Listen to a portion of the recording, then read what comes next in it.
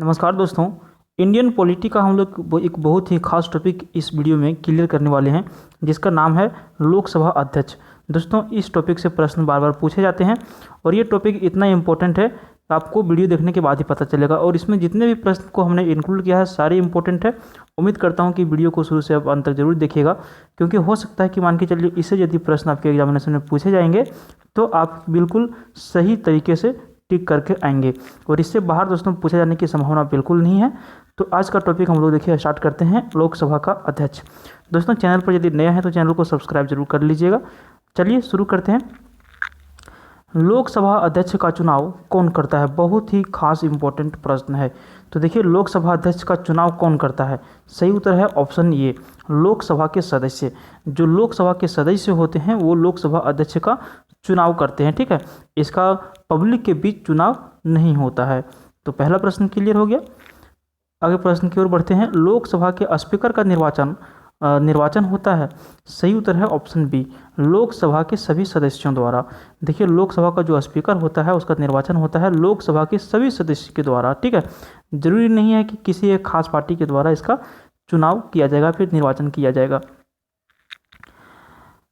लोकसभा का अस्थायी अध्यक्ष, जिसे अंग्रेजी में प्रोटेम स्पीकर भी कहा जाता है, किसके द्वारा नियुक्त किया जाता है?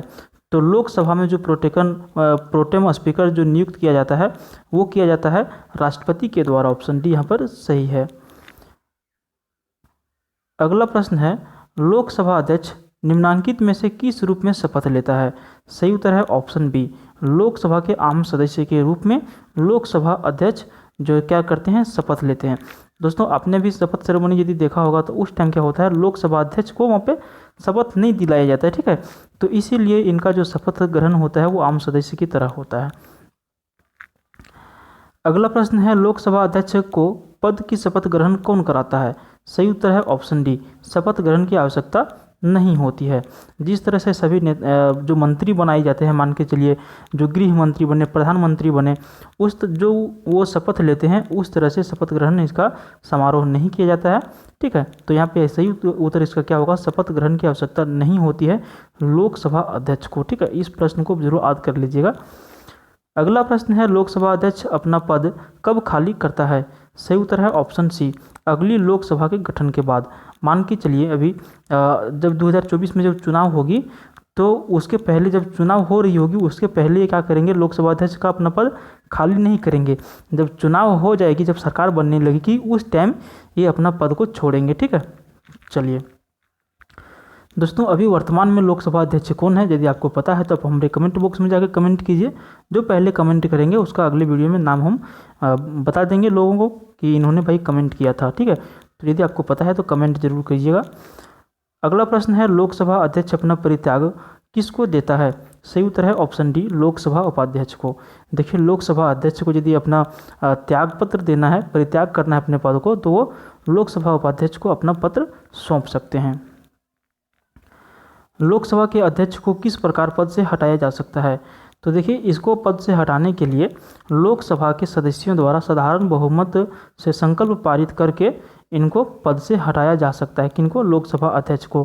किस तरह से? तो ऑप्शन यह पर सही है, लोकसभा के सदस्यों द्वारा साधारण बहुमत के संकल्प से पारित करके। ठीक है, चलिए अगला प्रश्न देखते हैं। लोकसभा अध्यक्ष को प्रतिमाह वेतन के रूप में कितना रुपया मिलता है?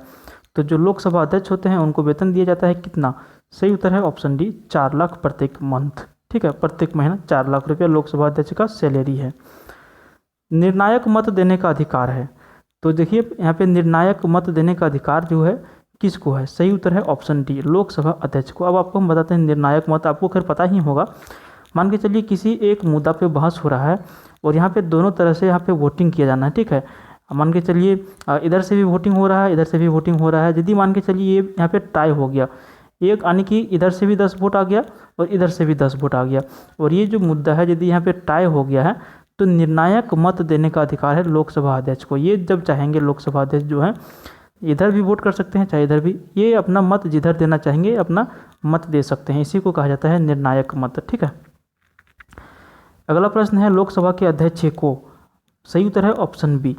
ऑप्शन बी में क्या है, केवल टाई रहने पर मत देने का अधिकार। जैसा कि आपको हमने भी बता दिया कि जब टाई हो जाता है, दोनों तरफ से बराबर वोटिंग होती है, तो उस टाइम ये सिर्फ अपना वोट का प्रयोग कर सकते हैं, अपना वोटिंग का प्रयोग कर सकते हैं। यदि लोकसभा के अध्यक्ष एवं उपाध्यक्ष दोनों के पद रिक्त है तो सदन के बैठकों की अध्यक्षता कौन करेगा? सही उत्तर है ऑप्शन सी। यहाँ पे सदन द्वारा अनुमोदित चेयरपर्सन के पैनल से प्रथम सदस्य जो हैं वो क्या करेंगे? दोनों बैठकों की अध्यक्षता कर सकते हैं। तो सही उत्तर उसका ऑप्शन सी है। संसद के दोनों सदनों के बीच गतिरोध की स्थिति में संयुक्त अधिवेशन की अध्यक्षता कौन करता है?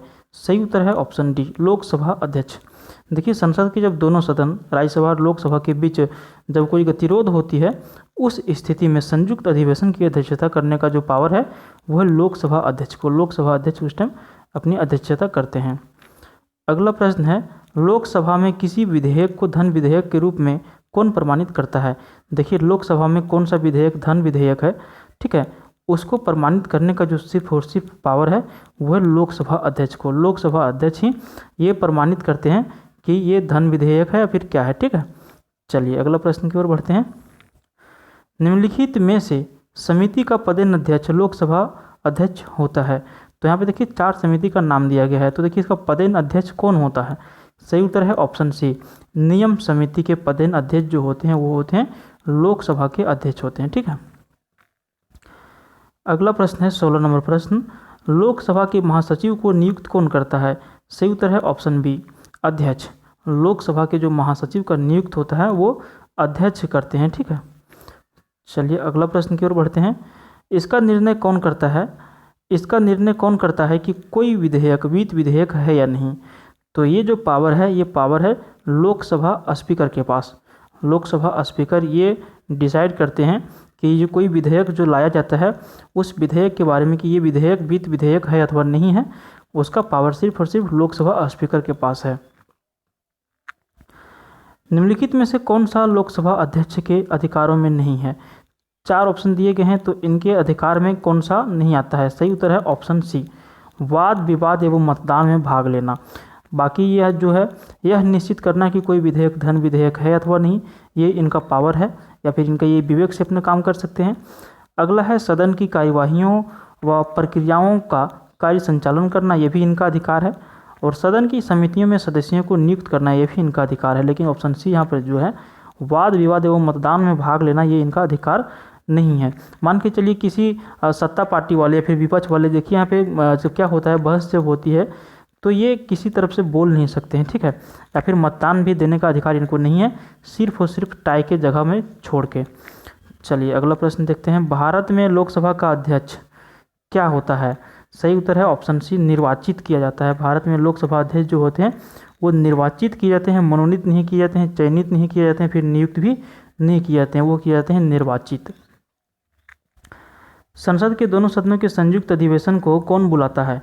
तो संसद के दोनों सदन के जो संयुक्त अधिवेशन बुलाते हैं वो बुलाते हैं राष्ट्रपति। ऑप्शन बी यहाँ पर सही उत्तर है। अगला प्रश्न है, प्रथम लोकसभा के स्पीकर कौन हैं या फिर कौन बने थे? सही उत्तर है ऑप्शन ए, जीवी मावलंकर। ठीक है, देखिए जीवी मावलंकर का पूरा नाम यदि हम बात करें तो इनका नाम है गणेश वासुदेव मावलंकर। क्या नाम था इनका? गणेश वासुदेव मावलंकर, जो लोकसभा के प्रथम स्पीकर बने थे। भारत के किस राष्ट्रपति ने पूर्व में लोकसभा अध्यक्ष का पद भी संभाला था? भारत में कौन से राष्ट्रपति बने थे जो राष्ट्रपति बनने से पहले वो लोकसभा के अध्यक्ष भी बनाए गए थे? तो इसका सही उत्तर क्या हो जाएगा? इसका सही उत्तर होगा ऑप्शन सी, नीलम संजीव रेड्डी। ये राष्ट्रपति बनने से पहले लोकसभा के अध्यक्ष पद पर रह चुके थे। अगला प्रश्न है, प्रथम स्पीकर जिसके खिलाफ लोकसभा में अविश्वास प्रस्ताव लाया गया था कौन थे? तो लोकसभा में जो प्रथम स्पीकर जिसके खिलाफ लोकसभा में अविश्वास प्रस्ताव को लाया गया, सही उत्तर है ऑप्शन बी, जीवी मावलंकर। ये देखिए जीवी मावलंकर ही पहला लोकसभा अध्यक्ष बनाए गए थे और इन्हीं के ऊपर सबसे पहली बार क्या लाया गया था? लोकसभा में अविश्वास प्रस्ताव लाया गया था। अगला प्रश्न है, निम्नलिखित में से कौन लोकसभा के अध्यक्ष के पद पर 2 अवधियों के लिए निर्वाचित नहीं हुए? तो यहाँ पे देखिए निर्वाचित नहीं हुए 2 अवधियों के लिए 4 ऑप्शन आपके पास यहाँ पे दिया गया है। सही उत्तर है ऑप्शन डी, बलीराम भगत। बलीराम भगत जो है ये जो है मतलब कि 2 अवधियों के लिए निर्वाचित नहीं हुए। और इनके नाम से एक और रिकॉर्ड बनाया हुआ है कि ये सबसे कम दिनों के लिए यानी कि बहुत कम अवधि के लिए लोकसभा के अध्यक्ष बनाए गए थे या फिर बने थे, जिनका समय 14 महीने से भी कम का था। ठीक है, तो इनके पास एक यही रिकॉर्ड है, लेकिन इन्होंने 14 महीना में ही अपना अच्छा छाप छोड़ा था लोकसभा में। ठीक है, तो इनका नाम भी इसलिए शुमार किया जाता है। दोस्तों, वीडियो आपको पसंद आ रहा है तो वीडियो को उम्मीद करते हैं कि आप लाइक ज़रूर कर दीजिएगा और चैनल को सब्सक्राइब करना बिल्कुल ना भूलें आगामी वीडियो को देखने के लिए। अगला प्रश्न की ओर बढ़ते हैं। लोकसभा के प्रथम उपाध्यक्ष कौन थे? सही उत्तर है ऑप्शन डी। ऑप्शन डी यहाँ पे सही है। अनंत सैनम अयंगर ये लोकसभा के प्रथम उपाध्यक्ष बनाए गए थे। निम्नलिखित लोकसभा अध्यक्षों में से किसका कार्यकाल सबसे लंबा रहा? तो सबसे छोटा कार्यकाल के बारे में भी हमने आपको बता दिया। यहाँ पे पूछा जा रहा है कि सबसे जो ज़्यादा कार्यकाल ज़्यादा दिनों तक के लिए जो अध्यक्ष बने रहे वो कौन थे? सही उत्तर है बलराम जाखड़। बलराम जाखड़ जो है सबसे अधिक दिनों के लिए लोकसभा अध्यक्ष बने थे। अगला प्रश्न है, अपने पद पर रहते हुए दिवंगत होने वाले प्रथम लोकसभा अध्यक्ष कौन थे? तो अपने पद पर काम करते हुए रहते हुए जिनकी देहांत हो गई थी वो कौन थे? वो थे GMC बालजोगी। ठीक है, कौन थे यहाँ पे? GMC बालजोगी, जिनका पूरा नाम की यदि हम बात करें तो गंती मोहन चंद्र बालजोगी था। ठीक है, GMC का क्या नाम है? गंती मोहन चंद्र बालजोगी। तो ये वैसे अध्यक्ष थे जो पद पर रहते हुए दिवंगत हो गए थे। अगला प्रश्न है, लोकसभा में विपक्ष के किसी दल के नेता के रूप में मान्यता किसके द्वारा दी जाती है? तो देखिए, मान के चलिए पक्ष और विपक्ष होता है तो विपक्ष का नेता भी होना जरूरी है, क्योंकि मान के चलिए किसी बात पर यदि बहस हो रहा है तो पक्ष का नेता तो अपना मुहर लगा लेगा, लेकिन उसका विरोध करने के लिए विपक्ष का नेता का होना बहुत जरूरी है। जैसे लोकसभा में भी राहुल गांधी विपक्ष के नेता हैं, तो इसका जो मान्यता दिया जाता है कि कौन विपक्ष का नेता रहेगा, कौन इसका आदेश जारी करता है या फिर कौन इसको मान्यता देता है? सही उत्तर है ऑप्शन डी लोकसभा अध्यक्ष। ये काम लोकसभा अध्यक्ष का होता है कि उसको मान्यता दे विपक्ष का नेता का। अगला प्रश्न है, निम्नलिखित में से कौन सा प्रथम जनजाति लोकसभा अध्यक्ष थे? तो सबसे प्रथम जनजातीय लोकसभा अध्यक्ष जो बने थे वो थे PS संगमा। ऑप्शन डी यहाँ पर सही उत्तर है। PS संगमा जनजातीय लोकसभा अध्यक्ष बनाए गए थे प्रथम बार। लोकसभा की अध्यक्षता कौन करता है? सही उत्तर है ऑप्शन ए स्पीकर। जो स्पीकर होते हैं वही लोकसभा की अध्यक्षता करते हैं। SSC 2017 में ये प्रश्न पूछे गए हैं। तो दोस्तों 30 हम लोगों ने बहुत ही खास इंपॉर्टेंट टॉपिक का 30 महत्वपूर्ण प्रश्न देखे हैं। वीडियो देखने के बाद भी आपको पता चल रहा होगा कि इसमें जितने भी प्रश्न लिए गए थे सारे इंपॉर्टेंट थे। तो दोस्तों उम्मीद करता हूं कि आपको वीडियो अच्छा लगा होगा और उम्मीद करता हूं कि आपको अगला वीडियो ना देखना पड़े या फिर किसी दूसरे चैनल में आपको ना जाना पड़े। इस तरह से हमने क्वेश्चन को इंक्लूड किया था, तो आपके आगामी परीक्षा के लिए बहुत ही फायदेमंद होने वाली है। तो उम्मीद करता हूं कि आपको वीडियो अच्छा लगा। चलिए मिलते हैं फिर किसी अगले वीडियो में, तब तक के लिए बाय।